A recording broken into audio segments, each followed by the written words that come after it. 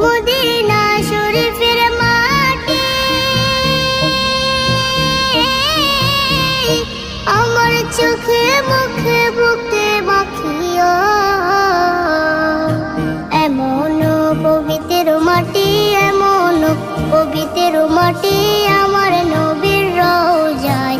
তোমরা যদি যাও গো মদিনায়, তোমরা যদি যাও গো মদিনায়। ইয়া রাসূলুল্লাহ, ইয়া হাবিবাল্লাহ, ইয়া রাসূলুল্লাহ, ইয়া হাবিবাল্লাহ।